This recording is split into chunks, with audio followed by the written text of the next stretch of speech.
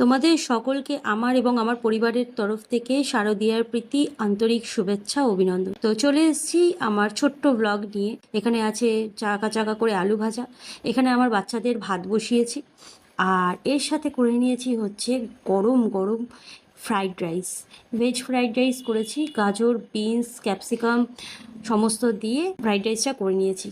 এটা আমাদের খুব প্রিয় একটা খাবার। আজকে একটু পেঁয়াজ কুচিও দিয়েছি। এর সাথে করে নিয়েছি হচ্ছে বেশ লাল লাল করে আর বড় বড় পিসের চিকেন চাপ। উফ, কি টেম্পটিং দেখতে হয়েছে না? ভীষণ ভীষণ ভালো হয়েছে খেতে। এই রেসিপিটা তোমরা যদি চাও তাহলে অবশ্যই আমাকে কমেন্ট করো, আমি খুব তাড়াতাড়ি তাহলে তোমাদের কাছে এই রেসিপিটা নিয়ে চলে আসবো। বাঙালির শ্রেষ্ঠ উৎসব বলে কথা, একটু তো খাওয়া দাওয়া বানতা হয়, বলো না? আর তোমাদের কেমন লাগছে চিকেন চাপটা দেখে অবশ্যই কমেন্টে জানিও। কিন্তু যাই হোক, তারপর রসিয়ে কষিয়ে খেয়ে দিয়ে চলে গেছিলাম সন্ধ্যেবেলা গোল্ড অ্যান্ড গ্লোতে। এই ইউনিসেক্স সেলনটা উড়িয়া বাগানের বাস স্টপের কাছে।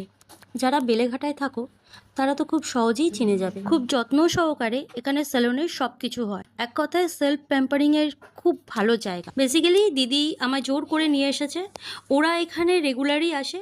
রানা এই সেলুন ছাড়া একদমই অন্য কোথাও যেতে চায় না। আমি হাতে খুব কম সময় নিয়ে শুধু হেয়ার কাটিং অ্যান্ড থ্রেডিংয়ের জন্য এসেছিলাম, and I am so please. এই ইউনিসেক্স সেলুনটাতে পিন্টুদা হচ্ছেন best hair dresser. He is a my dear person. He even gives us the tips good for our hair. Even ভালো shampoo and maskও as per our hair condition suggest করে দেন, which help us a lot. পুজোর আগে হঠাৎই এই ছোট্ট self pampering করে আমার তো খুবই ভালো লেগেছে। তারপর ওখান থেকে বেরিয়ে গেছিলাম, বেরিয়ে কিছু প্রয়োজনীয় কেনাকাটা করে নিয়েছিলাম। আর ইনি হচ্ছেন আমাদের এখানকার সব থেকে সুন্দরী মা। খুবই সুন্দর, এত সুন্দর মন্দির আর তাকে দেখতেও খুব সুন্দর। যাই হোক, কেনাকাটা সেরে নিয়ে ফুচকা কফি খেয়ে মা বাবা আর আমার রানার জন্য চিকেন পফ নিয়ে বাড়ি ফিরলাম। খুবই ভালো একটা সন্ধে কাটালাম, ভাবলাম তোমাদের সাথেও শেয়ার করি। যাই হোক, পুজোটা সবাই খুব আনন্দে কাটিয়ে